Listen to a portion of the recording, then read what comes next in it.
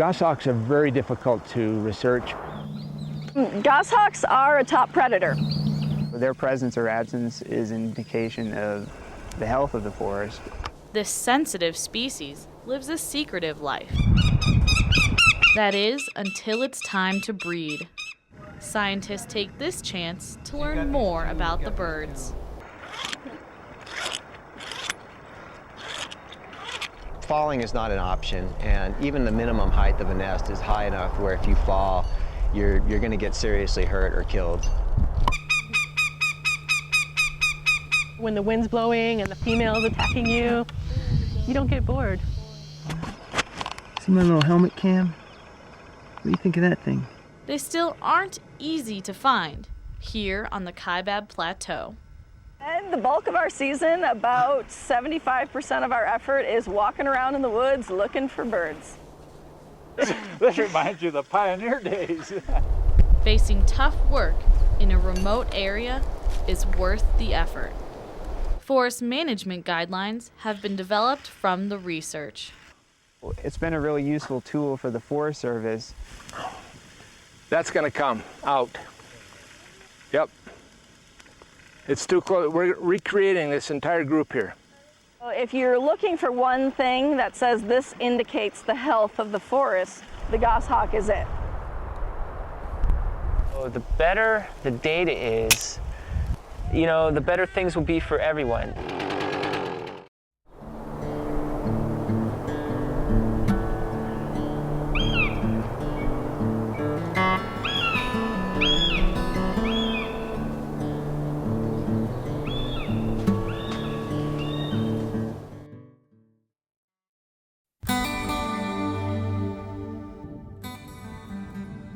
The Kaibab Plateau is an island oasis in the middle of a sagebrush landscape. It ranges in elevation from 5,500 feet to just over 9,000 feet. This geologic formation borders the north rim of the Grand Canyon. In 1906, President Theodore Roosevelt designated the area as the Grand Canyon Game Preserve. The forest was deemed the Kaibab National Forest 2 years later. The Grand Canyon National Park was created in 1919 and includes the southern edge of the plateau. Federal protection brought with it federal regulation. Mother Nature no longer has control. For thousands of years, fire was a principal element in creating the structure of ponderosa pine forests throughout western North America and here on the Kaibab as well. The Kaibab National Forest is no exception to timber harvest and fire suppression. Trees have been logged in this region since as early as 1925.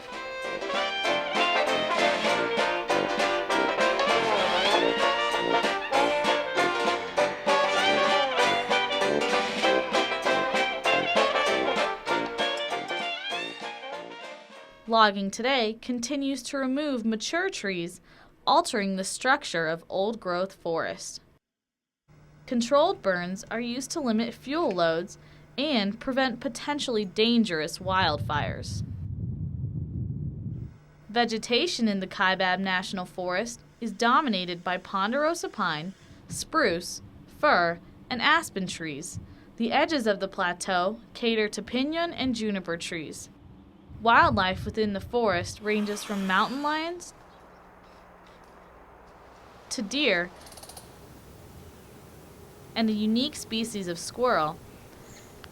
But it is the northern goshawk that has caught scientific attention. But there was a study done here in the mid-'80s that showed that the goshawk was in fact sensitive to forest management practices, and so because of that study, which was conducted by a Forest Service biologist, that really caused the focus to be on goshawks on the Kaibab Plateau. Forest Service biologist Richard Reynolds has found a home away from home on the Kaibab Plateau. He has dedicated 4 decades of his life to studying the northern goshawk. It's very, very unique within the Forest Service to have a project last beyond 3 or 4 years. But we sort of luckily stumbled upon a very large population of goshawks on the plateau here. As an apex or top predator, the northern goshawk's welfare depends on the state of smaller creatures. We looked at the various prey species that it depends upon and combined the habitat needs of all of those species, which totaled to 14. And we recognized the dynamic nature of forests. They change over time, and we incorporated that dynamic nature and came up with what we call a food web ecosystem approach to developing and protecting goshawk habitat.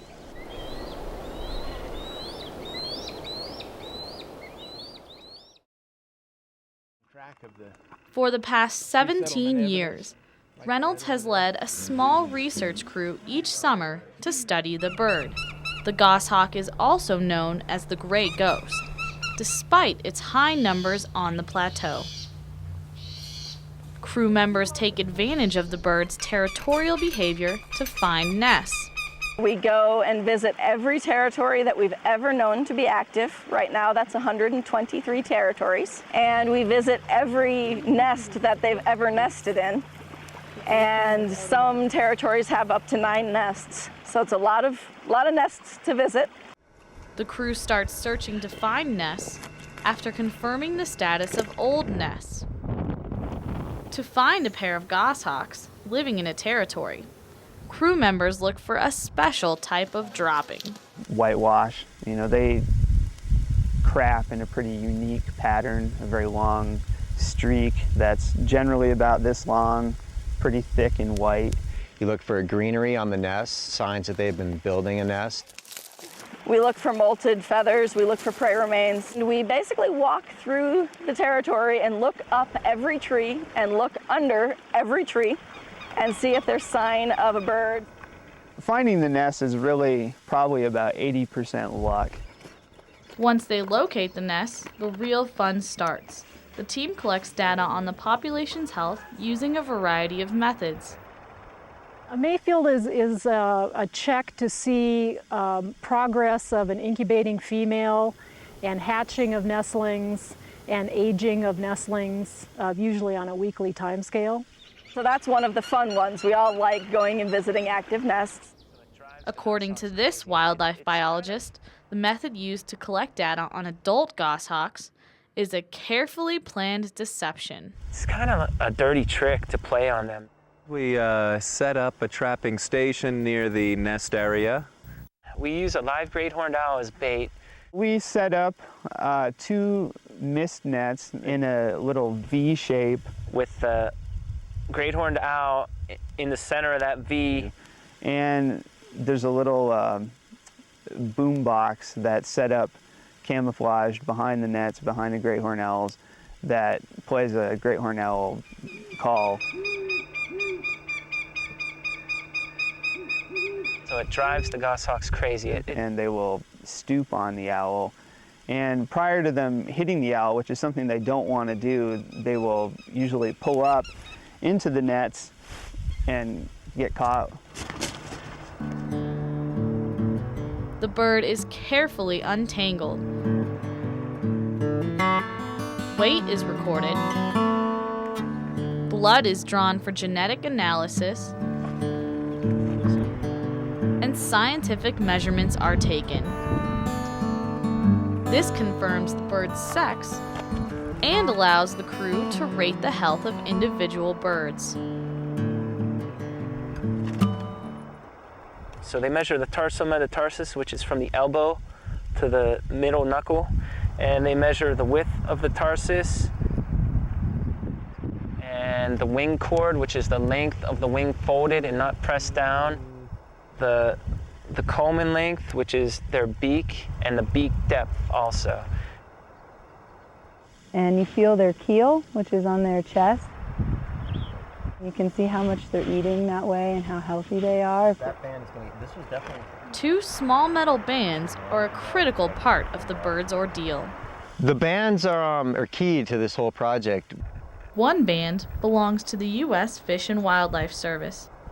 To give each bird its individual sort of social security number.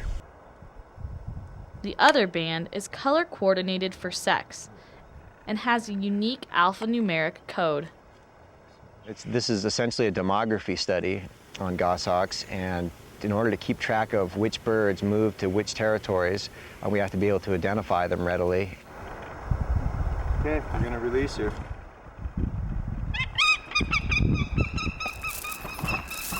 Okay, tracking is going.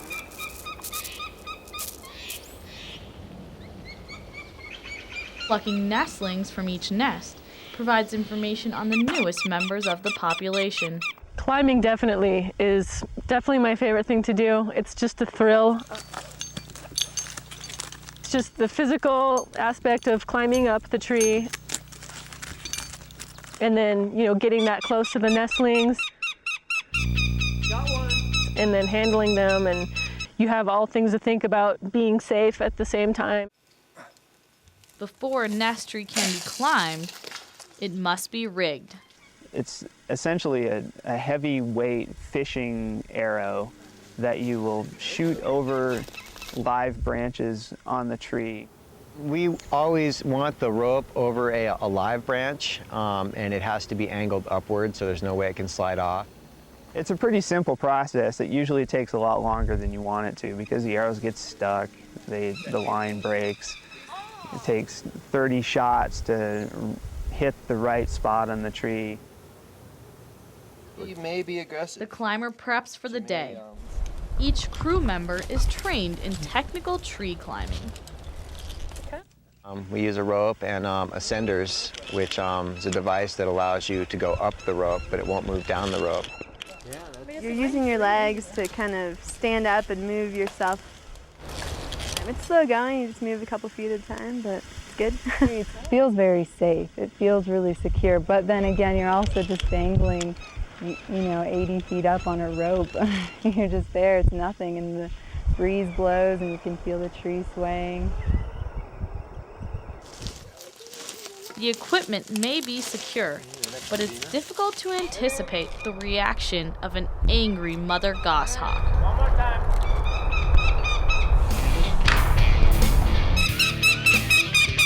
The female goshawk adult is going to come in and, protect her nest, so she might be dive bombing you. Oh, she hit the helmet. And that can be a very intense experience. They will hit you in the head, they will scratch your back, rip your shirt. It's a pretty big risk for them to actually come in physical contact with you.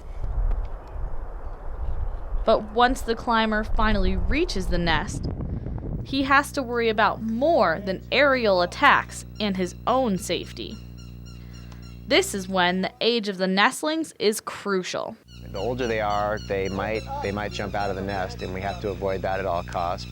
A goshawk nestling is least likely to bail out when it is between 22 and 28 days old.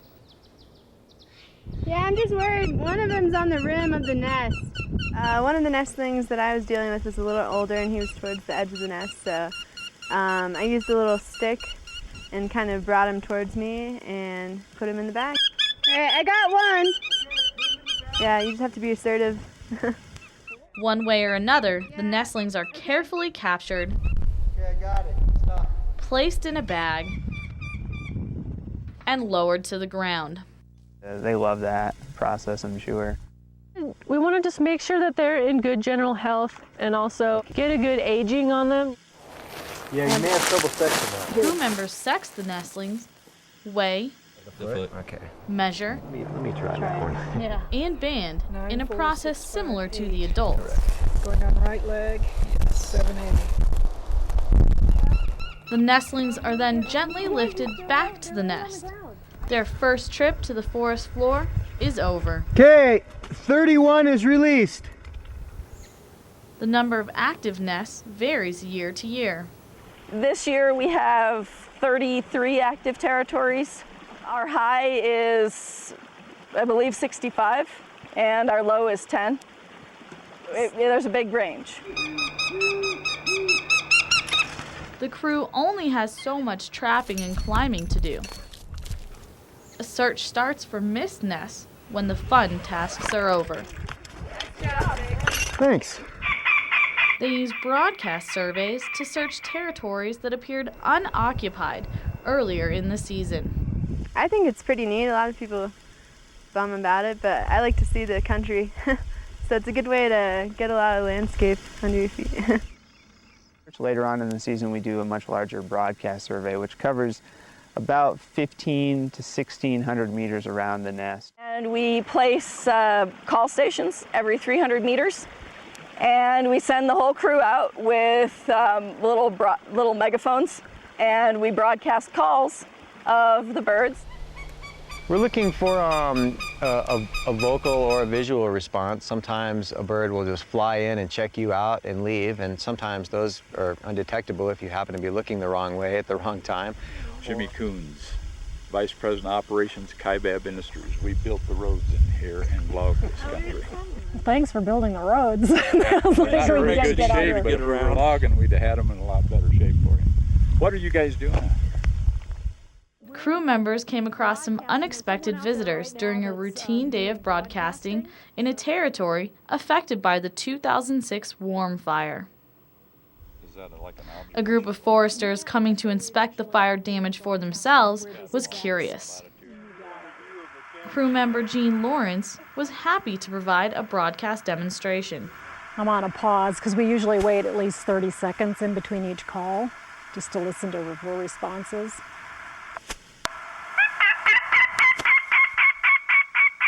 So we basically really turn it up really loud.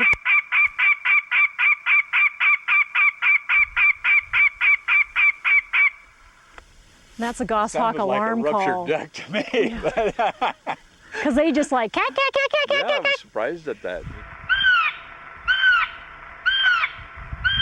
Food begging calls are broadcast to attract hungry fledgling goshawks. If you play those calls and there's any young goshawks nearby, they go, yeah, I'm hungry, and they make a lot of noise, and you follow them back to their nest. Even when broadcasters come home empty-handed, the territory is labeled unknown. We also never do say that a territory is inactive. We just say it's still unknown. We could have missed something, but I doubt it. Yeah, you do. I mean, I've never calculated it out, but if you're doing, it's 300 meters between stations, and say you pull an average of 25, 28 stations a day, it ends up to be a lot of walking. And it's not like walking a trail or walking a straight path. You're going up and down all kinds of drainages, climbing over logs. It's a lot of work. Tracking down goshawks is far from a walk in the park. You know, you have to watch out for the terrain. After it rains, it can be really slick and you're going up and down steep hills. So you just have to keep your feet moving underneath you. I'll say it's hazardous. Yesterday I slipped on a slippery log and jammed my arm into a stub really hard. Even some of the plants found in the forest can be dangerous. Well, New Mexican locust is an evil plant that has nice long thorns that I'm pretty sure have a little bit of irritating poison on the end of them. And when you find a big patch of New Mexican locust, you come home looking like you got attacked by a mountain lion. Every crew member has his or her opinion on what's essential to carry in the field. I would have to take water, 3 quarts of water at least, because sometimes we walk 8 miles. Well, I always have. I mean, the most important thing is my compass. That's my lifeline. A garbage bag. These are leather chaps I found at the Goodwill. And I thought, you know, I didn't know when I would ever be able to use them, but I found the opportunity out here. There's a lot of sticks and whatnot that rip the jeans. And so this kind of helps me, protects my shins, and keeps my clothes from getting ripped. I always have my camera on me. That's my favorite part. I'm always snapping at least a picture a day. A good hat, especially out here with the sun. A GPS is very helpful. Either a jacket, rain jacket, or jacket for cold weather. It's usually hot in the summertime, but it can get cold. And I really like to have my binoculars. Those feel like a really essential thing. Little Cliff Bar, some lunch. I would say water, food, a hat, keep the sun off you, rain gear, and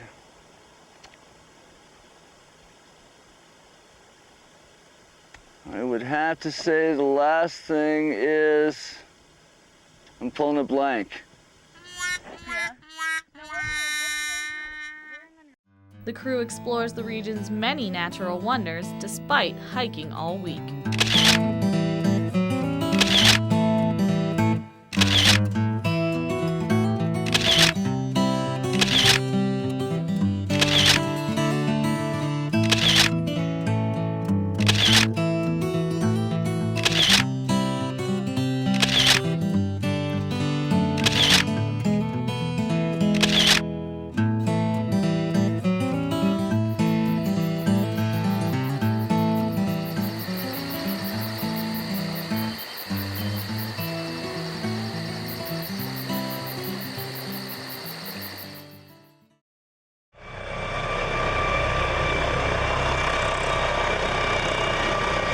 Kaibab National Forest is feeling the influence of management and has since the early 20th century.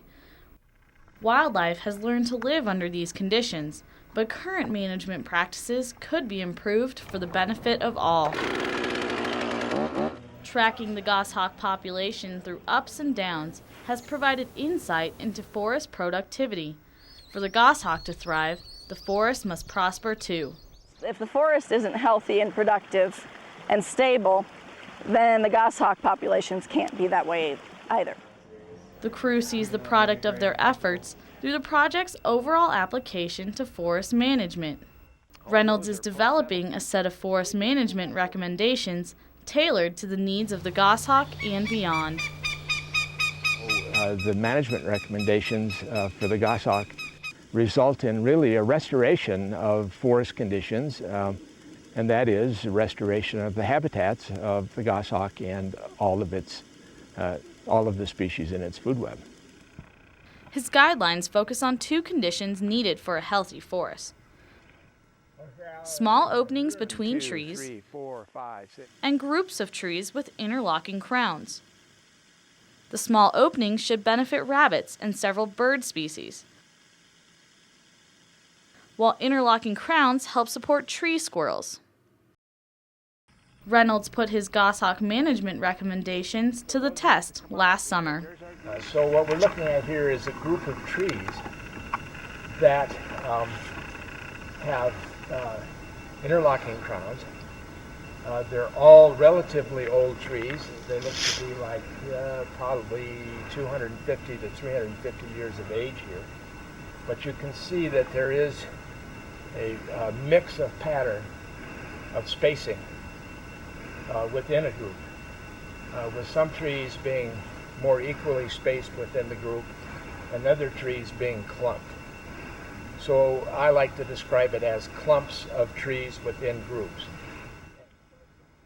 His guidelines are being compared to a similar management plan based on vegetation that was developed by the Ecological Restoration Institute of Northern Arizona University. Test plots were selected randomly, and with a little help, Reynolds marked the trees he thought should be removed to maximize goshawk habitat and restore the fire-adapted forest ecosystem.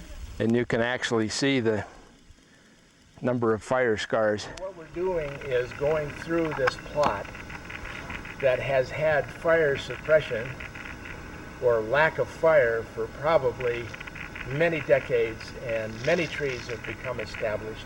The tree density is 3, 4, 5 times what it ought to be, and so we're moving through this plot and marking leaf trees to recreate these groups of trees with interlocking crowns and small openings around the groups.